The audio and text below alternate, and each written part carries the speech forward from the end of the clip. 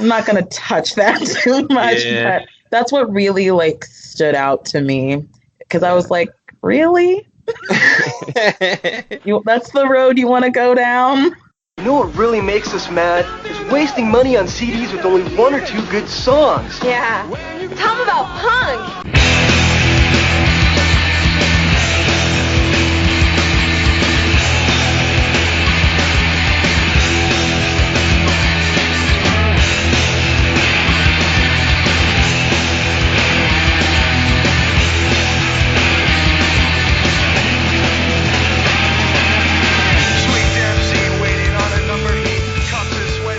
What's up, posers? Welcome to Punk Lotto Pod. I'm your co-host, Justin Hensley.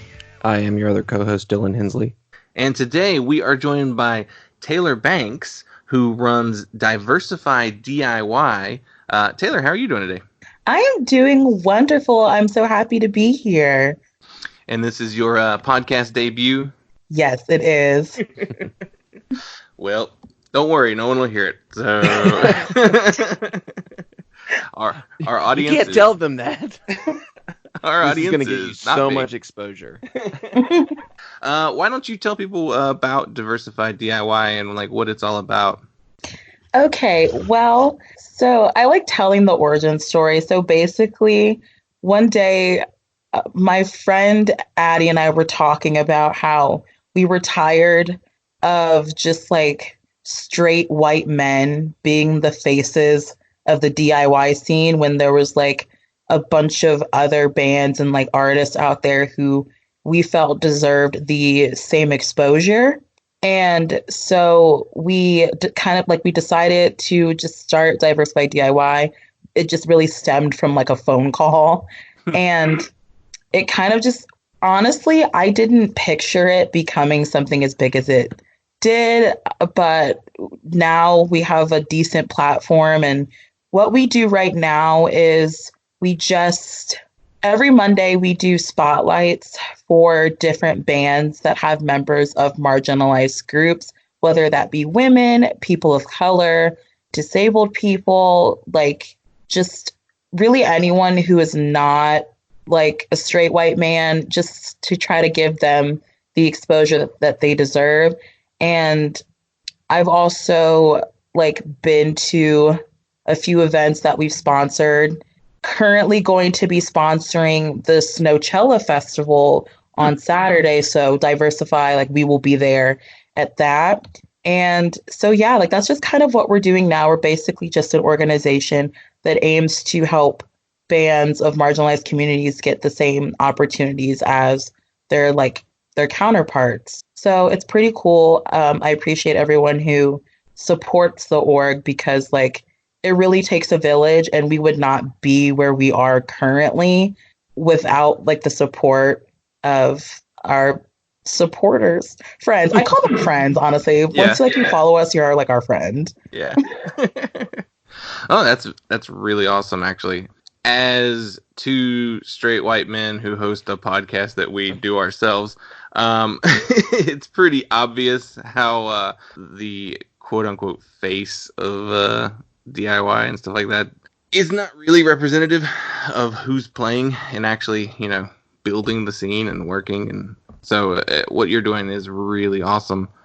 I not to really put you on the spot, I wonder, like, do you have any recommendations for people in the scene to like take proactive steps to actually help be diverse, or like, are you guys like referring to like bands or just like other people to work with? Well, just like music in general, I guess. Like if you're in a band or if you're a promoter or something along those lines, or if you have a platform, like what do you think we should be doing as Oh, okay, like steps you can take. Okay, yeah, I'm with you now.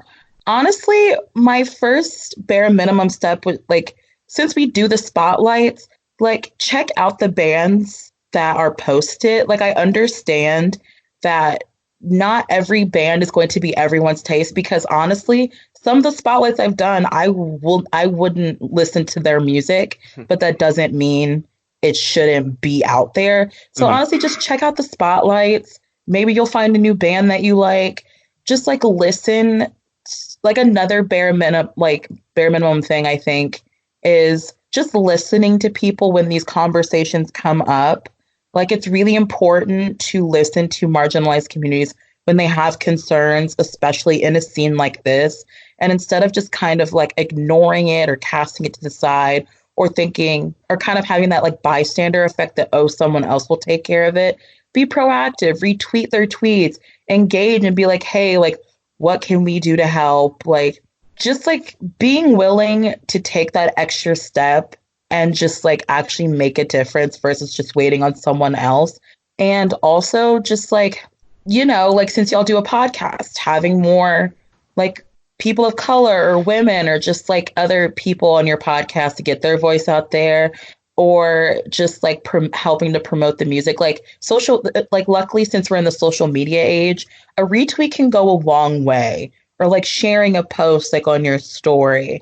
So just like there's just so many little things that people can do to like really help make this scene more diverse, because I feel like people get scared and think they need to like change the world in a day when that's not realistic. And I'm not asking for anyone to do something like that. But yeah, just a simple retweet or share a Spotify link and be like, just word of mouth, just like stuff like that is really, really important, especially with like the smaller bands. So yeah, in a long roundabout way, that's kind of where I think we need to start, is just start small and we can grow.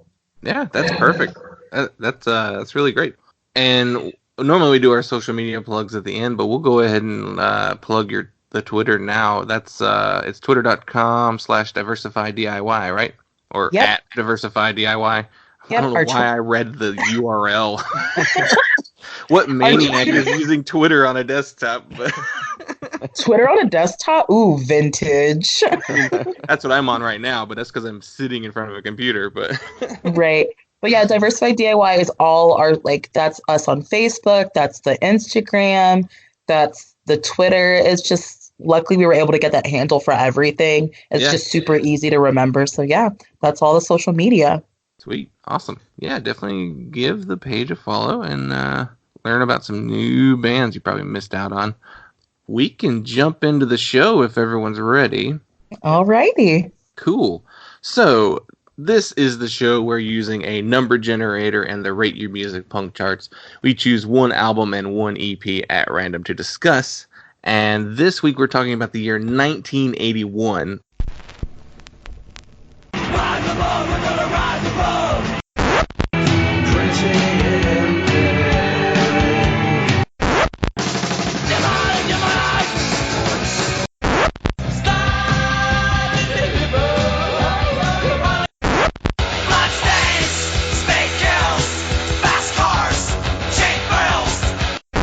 And as usual, we like to take a look at the other albums that came out in that same year.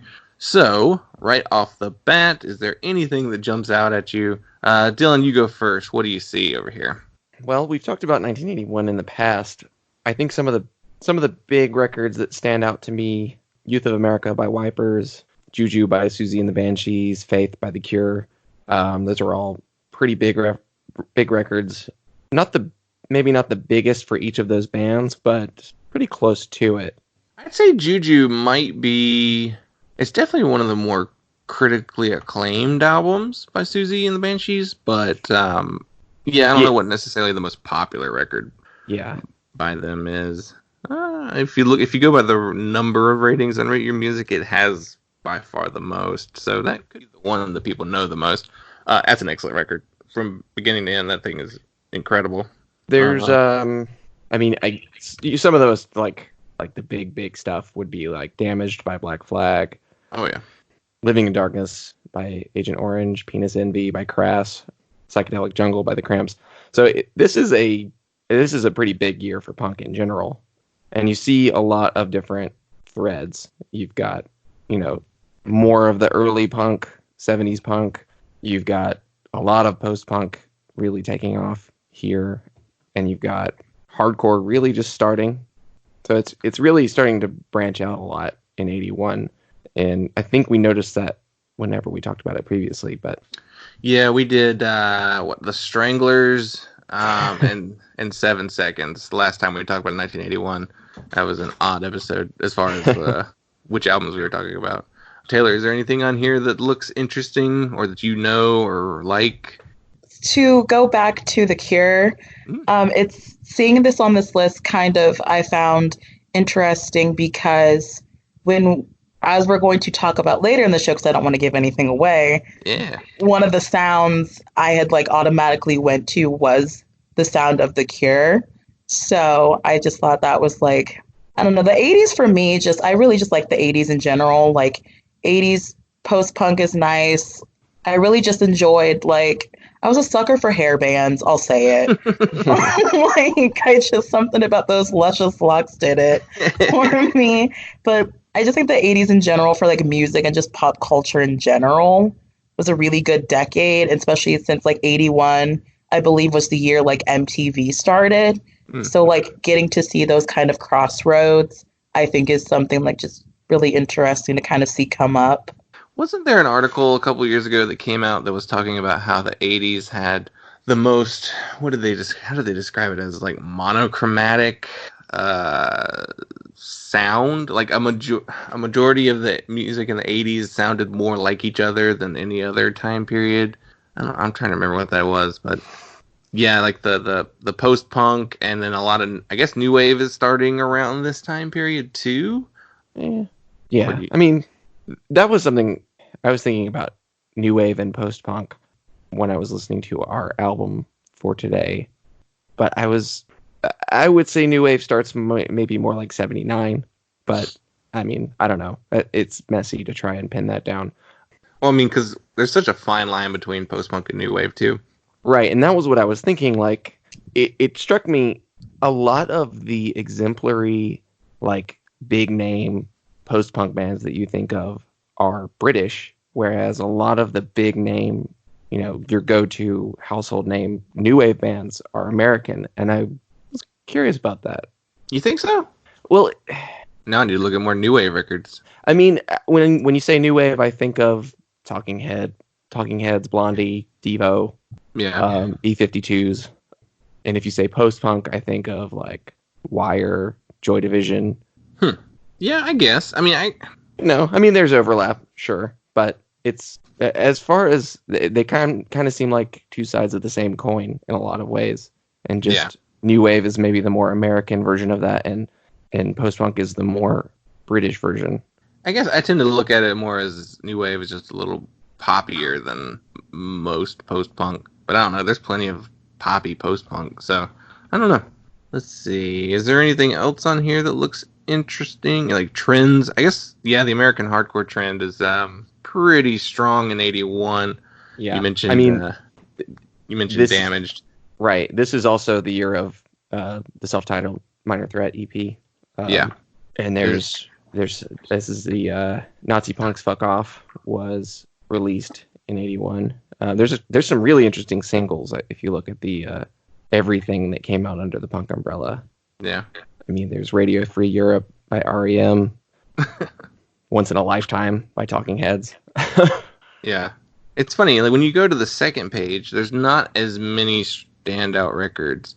What's over here? That's like, there's a Simple Minds record. There's two of them, actually. There's a Ramones record, Pleasant Dreams. What's on that record? Do you remember? Pleasant Dreams is the one with KKK Took My Baby Away. Yeah. And She's a Sensation, yeah. Which, that's a really underrated Ramones record. Yeah, I guess it just doesn't have as many monster hits for it to stand out in their big discography. I pulled up New Wave just to see what else came out in 81. It was a pretty good year for New Wave, too. Oingo Boingo put out Only a Lad. That's the first Oingo Boingo record. And then the Go-Go's have Beauty and the Beat, which is, what's on that record? That's a big one. That one has We Got the Beat. Okay, yeah. I guess that's the... That was pretty obvious. Yeah. Vacation's on the next record, yeah. Well, unless anyone has anything else they want to talk about on this list, we can get into our album. Sounds good to me. All right. We got number 18 on the album charts, and it is Echo and the Bunnymen, Heaven Up Here.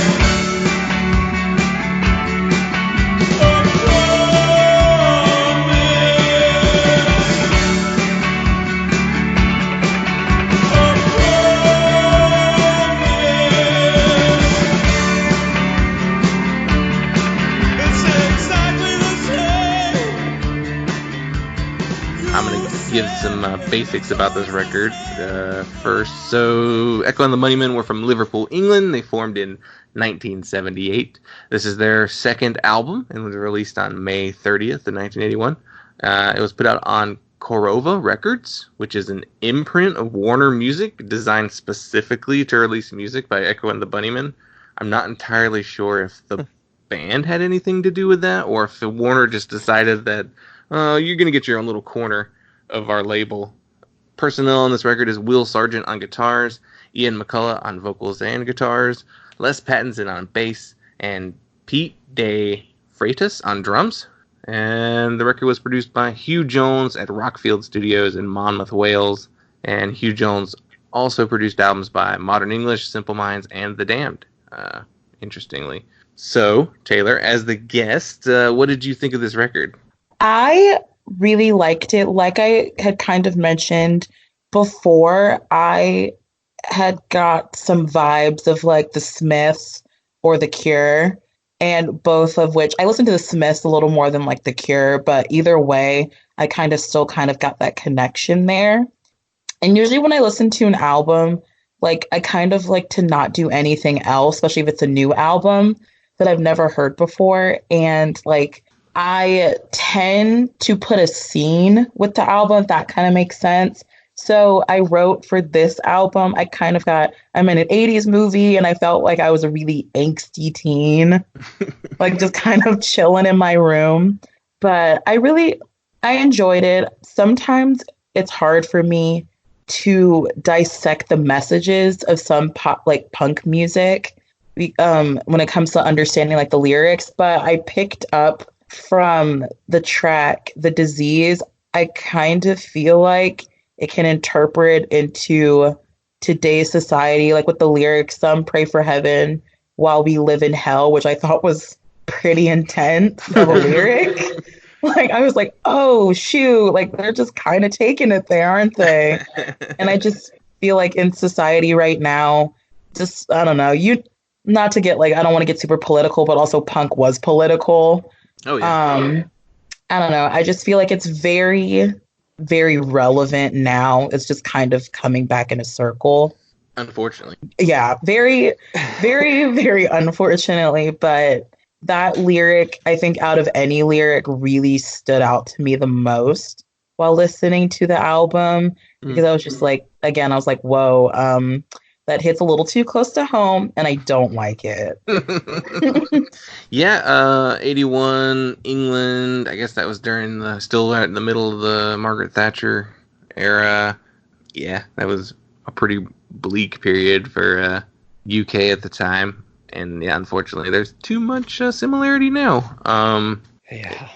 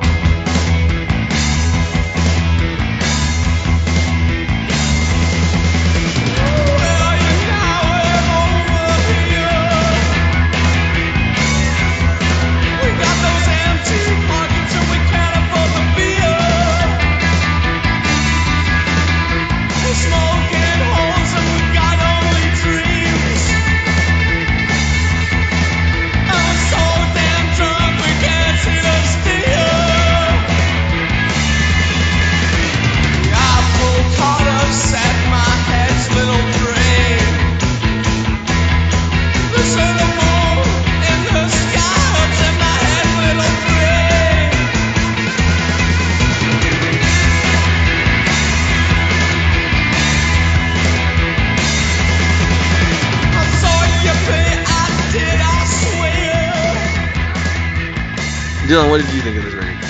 I enjoyed it. This record, I mentioned how that new wave post-punk kind of two sides of the same coin distinction popped up when I was listening to it. I was familiar with Echo and the Bunnymen before listening to this record. I've actually listened to this record before. Mm-hmm.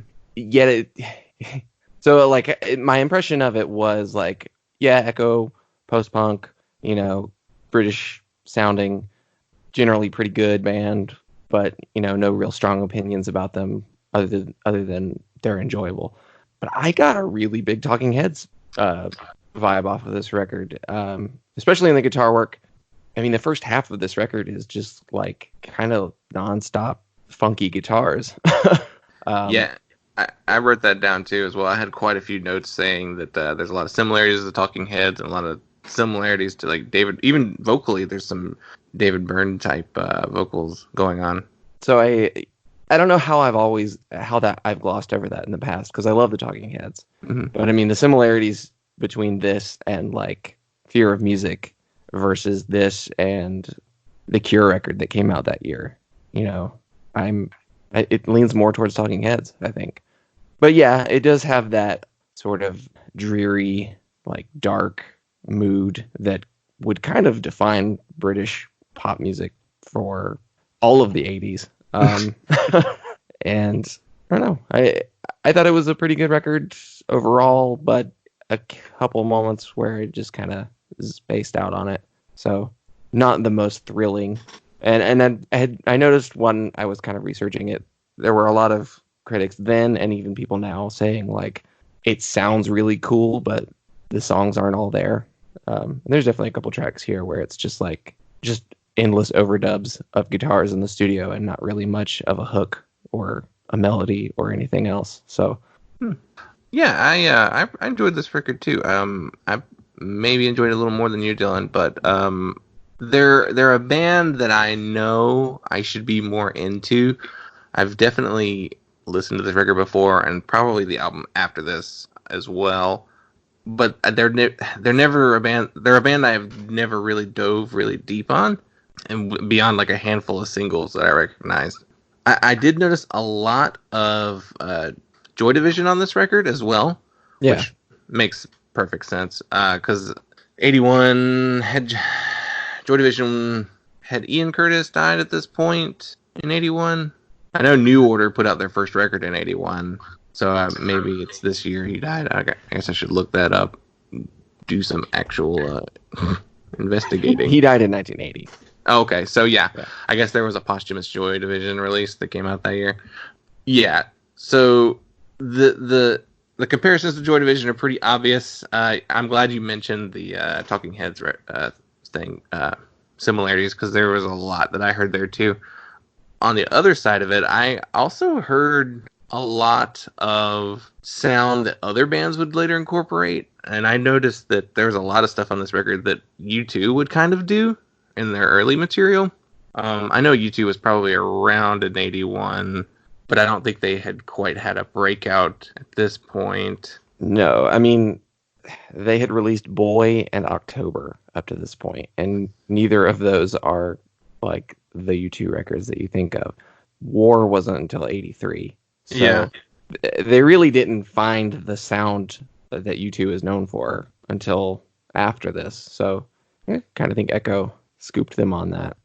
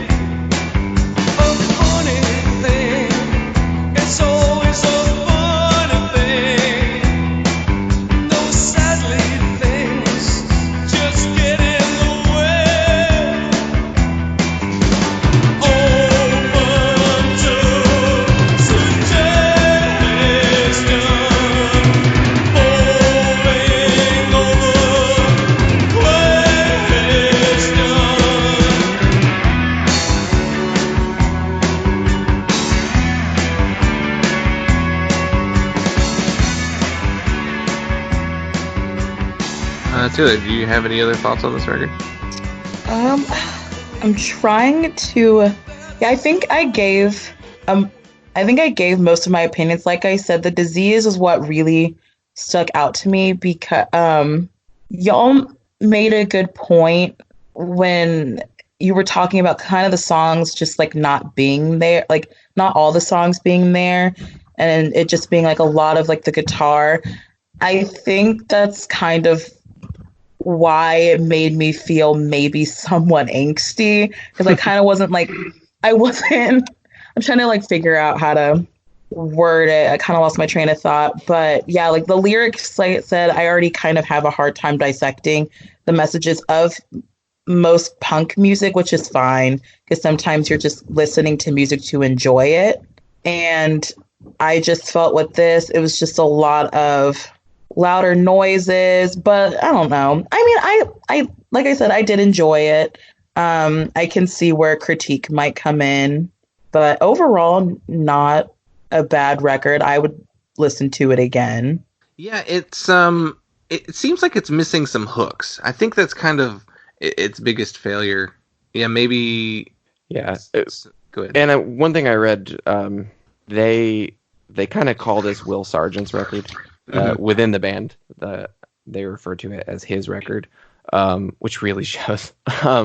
Because apparently he was like a really big control freak, at least when they were making this record. So it's very guitar focused. And I think he was more interested in like the sounds more than the actual songwriting.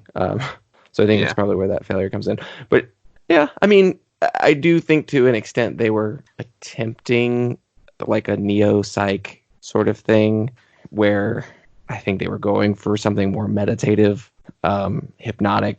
I don't think it quite landed, but I can see where they drew that from.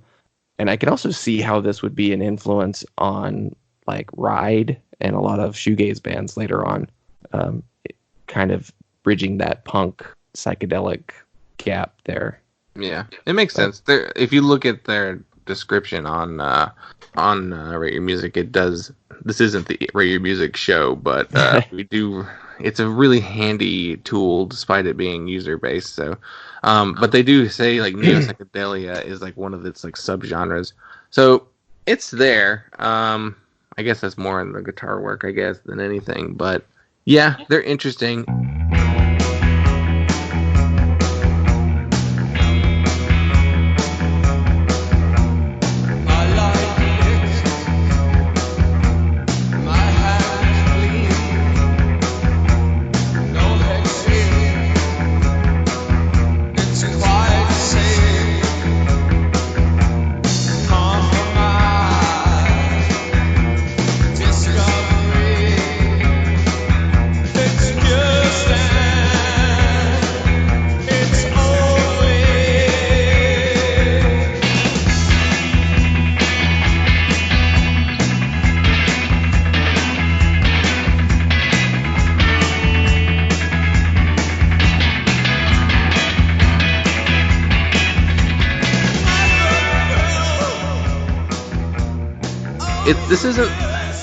I was looking at the reaction to this record, and I don't know. It's probably the most iconic album cover, but I don't think it's the most popular record overall. Well, it was a big success when it came out. It was I believe it was their highest charting record on UK charts, and it did really well in the States as well. It was on the top 200 or something, which is strange to me. But I don't know. It was more successful than you would think. Yeah, it is. It peaked at number 10 on the UK albums chart, and so it did well. And it's weird because it's even listed on the Rolling Stones like 500 albums of all time at like 463. But it's just funny if you look at the ratings here, and like most people tend to prefer their 84 album Ocean Rain over this one. So I don't know. It's funny how this became the iconic one despite people preferring the other one. I don't know. But unless anyone else has any big thoughts about this record, we can give this a rating. Usually what we do is I guess I didn't explain this in the email. We do a scale of 0 to 5, and you can do any of like the quarter stars between, so like 4.25 or 3.7 or some 75. So we'll go first, and Dylan, what would you rate this record? I would give it a 4. I think it sounds really, really cool. And that's so it's enjoyable overall to listen to, other than, a couple of points where I maybe lose focus. But I think it's a solid 4. It's definitely worth revisiting, but not like frequently. So and I'll give it a 4.25. I think I liked it just a little bit more than you. I could see myself coming back to this. Maybe I'll be able to find some more hooks with it the longer I dig into it. But I don't know. Yeah, Taylor, what do you think? I would also give it a 4. Overall, would revisit it, like I said. But yeah, there are a few things. It is kind of easy to lose focus while listening to it.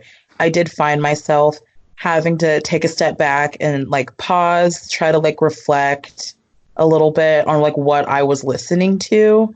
And then like I could go back to it. But, not a bad record.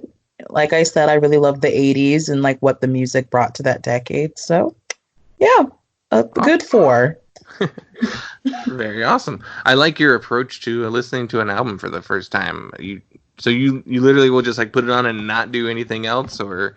Yeah, I won't. And I actually picked this up from my old manager because usually I use music to do things, but he told me that when it comes to a new album, he wants to be able to have like the full experience. So he usually would listen to the albums at night when he was like getting ready for bed. So he would just like lay in bed, turn on the album, all lights off, like all other noise off, and just sit there and listen. And I was like, okay, like that seems like a pretty good approach. Like I would also like to absorb like the music I'm listening to, especially if I think I'll like it. So I kind of adopted that from him, and I think it's really helped me over the years, like actually pay attention to what I'm like listening to instead of just like surface level. Cause like there's some music that I can really get into and not just have on as background noise. No, that's really cool. That's a really cool way of like approaching music. Because a lot of times I'll just put stuff on, and it'll take me multiple listens before I decide, if I like it or not. Right.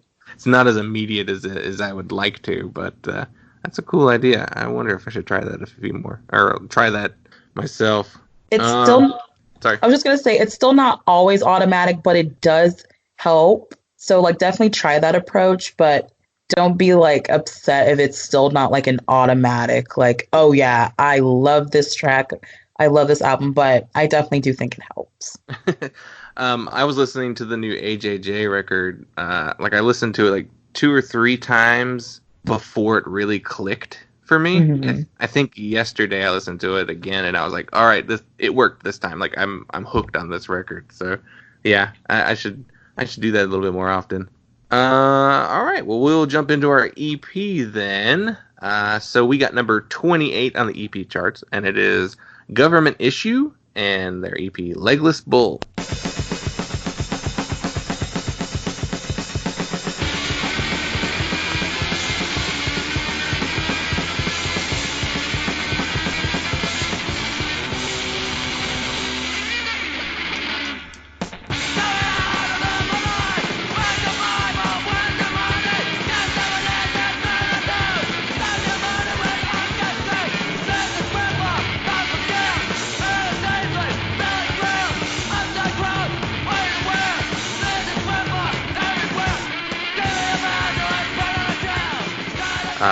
Some basics out of the way. Government Issue were a hardcore band from Washington, D.C., and they formed in 1980. This was released on Discord Records, who we've talked about numerous times in the past, but weirdly, the only release by that label that we've covered is Teen Idol's Minor Disturbance, which seems kind of surprising. Well, this is their debut EP and their only release featuring the original lineup, which is Brian Gay on bass, Mark Alberstadt on drums, John Barry on guitar, and John Stabb on vocals. And the record was produced by Ian Mackay from Minor Threat and Fugazi fame, and engineered by Don Zientara at Inner Ear, like 90% of all Discord records. All right, Dylan, tell us what you thought of the Legless Bull EP.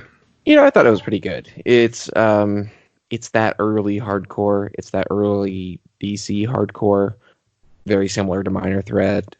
I think Government Issue draws maybe a little more heavily from like The Clash or more earlier punk than necessarily Minor Threat or much of hardcore going forward. But I thought it was pretty good, and it's short, so that's nice. And it's 10 minutes. It's like 9 minutes long, and it's 10 tracks long. So every song is under 2 minutes, and some of them are like under 30 seconds. So, or right at 30 seconds. So I find that enjoyable in hardcore.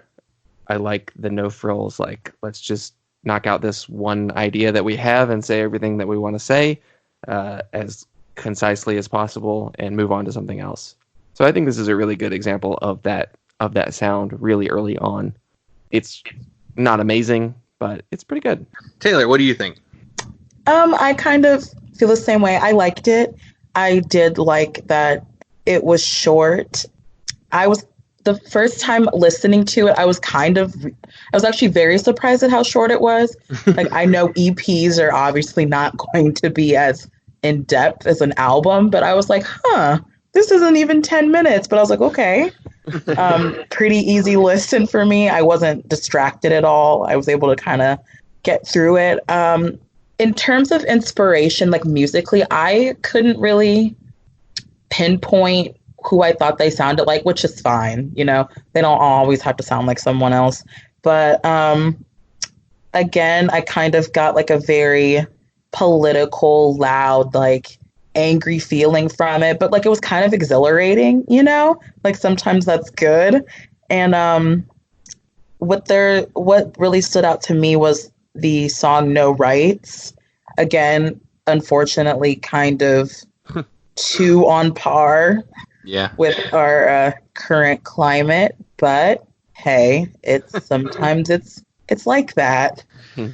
Yeah. It's unfortunately too much like that right now. Which that song, oof, the first line, well, okay, we ain't got no rights. That's the first line. The second line is very unfortunately, you say we're guilty of being white. Oh. So that was a common misstep in DC hardcore. Yeah. Ian MacKaye did that with Minor Threat. The song "Guilty of Being White." Is that the name of the song? Yeah. Yeah. Yeah. That again, too on par. And I was just, I was like, okay, I'm not gonna touch that too much. Yeah. But that's what really like stood out to me, because I was like, really? That's the road you want to go down? I wonder how old John Stabb was, because like Ian MacKaye was like 16, 17 when he wrote right. Guilty of Being White. So like, all right, you're dumb, and because you don't have perspective.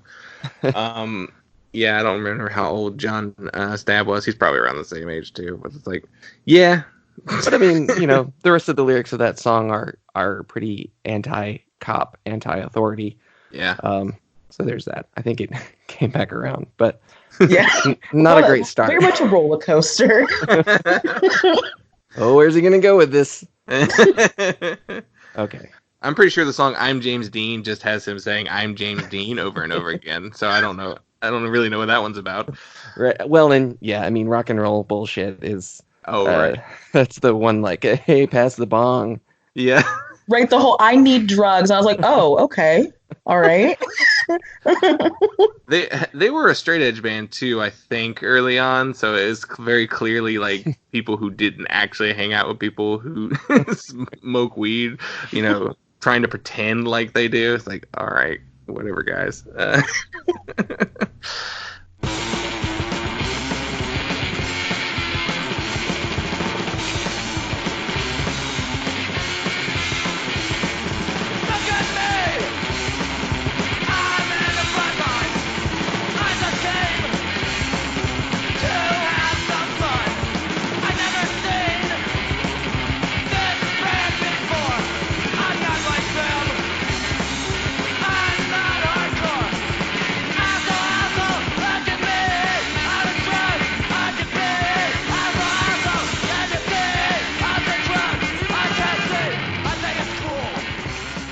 I liked it. I'm not the biggest fan of this type of hardcore.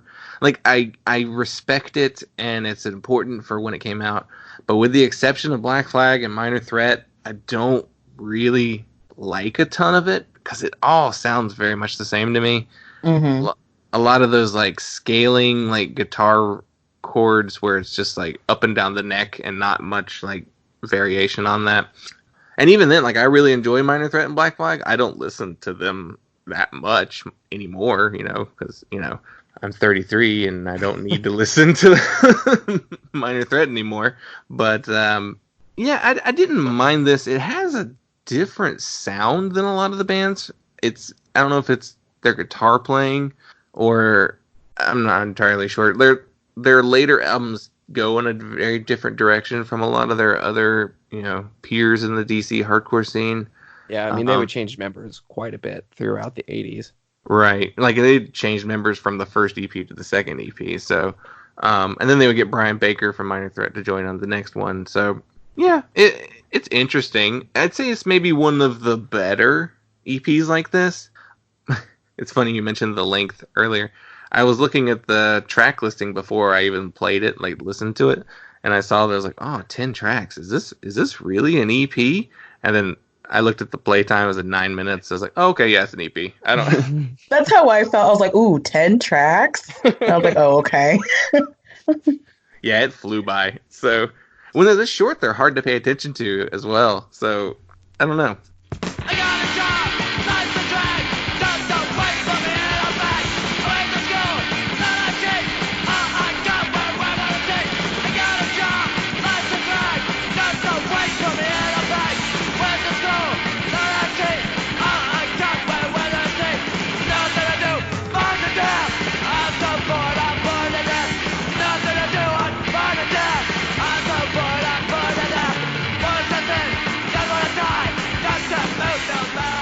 Discord had a good year in 81.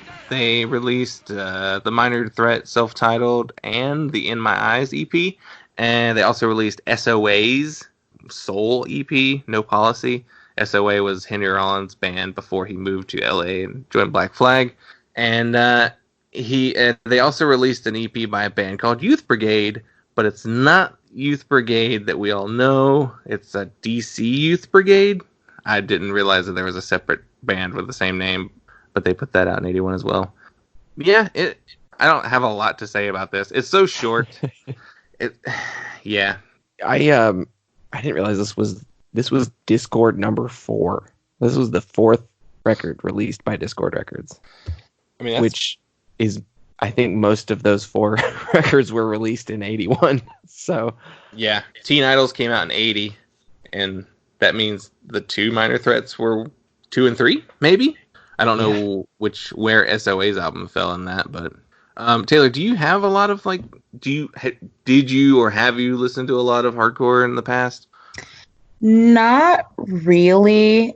I think like when we were talking about in the beginning, I think more of my taste was like the new wave. So I really like B-52s, Tears for Fears, The Cars, like bands like that. Yeah, I don't listen to too much hardcore, which is why I was surprised that I kind of vibe with this EP as much. Like, it's not obviously like not my favorite. It's not like my go-to, but it was something like I could get through. I think because it was so short, and while I appreciate the length of it, and also like the politics of it. Like, I kind of like when you can mix politics and something like music to get a message across in a way that will reach a huge platform, because besides my really weird sociology professor, everyone loves music. Yeah, I like getting different perspectives, because like, as far as hardcore is not for everyone, so I was wondering if yours was different than like what we would have, since we've already listened to a ton of it. So yeah, I like that even though you're not a big hardcore person, you enjoyed this EP. That's pretty cool. Does anyone else have any big thoughts they want to share about this? Not really. No, not really. Yeah, it's hard to talk about. Just not. Well, I liked that they used a lot of like Echo Yeah. Yeah. That was interesting to hear in a hardcore band from this time period. Hmm. Yeah. I heard a little bit of. It's funny. I think the B side may be a little stronger than the A side. It felt like they were doing the more Minor Threat stuff on the A side, and then on the B side they were borrowing more from Black Flag. There's one song that sounds like a straight up like Keith Morris fronted Black Flag song. Yeah, it's interesting. I don't think I'm gonna come back to it a lot though. I mean, I don't know how much. I will say that this EP has me more inclined to dig through the rest of the Government Issue discography, because Government Issue is a band that I've just never spent much time with. I mean, I know Jay Robbins from Jawbox was in the band and in the later 80s, and like you said, Brian Baker. Like, there's always been enough overlap with like the bands that I like that I should be more familiar with them. But really, every time I would hear like a song by itself, it was like, that's fine. But I think there's something about this EP as a work within itself, from beginning to end, that I don't know. I think there's something more to them that I'm interested in. So I'll give it that. Yeah. Well, we can give it a rating then if we're all ready to move on. Mhm. I'll give it a 3.75. I liked it. I liked a lot of what they were doing guitar-wise. I liked some of the vocals. The drummings were pretty cool. And there's a lot to enjoy here. The only thing that keeps it from being stronger for me is the length, and it's just because, it's hard to hang on to something that's only 9 minutes long. So, yeah, maybe if it was a full length, I'd hit maybe like the 20-minute mark and some longer songs and some bigger or more like structure to the songs. I'd probably enjoy it more. But yeah, right now it's a pretty good representation of this style of hardcore. But Taylor, what would you give it? I would probably just give it a 3. Since I'm not the biggest hardcore person, I think it was like a very tolerable little taste of it that I think even someone who does not really want to participate in that genre, they could maybe get behind it, considering it is less than 10 minutes long. But yeah, it's not something I'm itching to like go back and revisit, but it wasn't awful. Dylan, what do you think? I'd give it a 3.5. Enjoyable. Probably not going to go back to this particular release. I will say the song Asshole, I like picked up my phone and was like, ooh, what song is this? Because it really stood out to me. It just had like a really frantic kind of pummeling energy, and I thought it sounded really cool with the way they produced the whole EP, as far as like the echo on the guitar, and I thought it was really interesting. But then the rest of it was like, there's some joke songs that are whatever, and then there are some like average hardcore songs for the time period. So not incredible, but interesting. Yeah. Let me ask this. I was thinking of this earlier this week, and I think this is a question I want to start asking going forward. So, looking at these two albums, Echo and the Bunnymen and Government Issue, if you could go back to 1981 and see one of these bands live, which one would you pick? Dylan, you go first. That's a really good question, actually. I would say Echo. I mean, it was probably more of a show. And they're definitely they're probably a more significant band and probably more in line with my musical tastes now. But yeah, that's a really good question. What would you do, Taylor?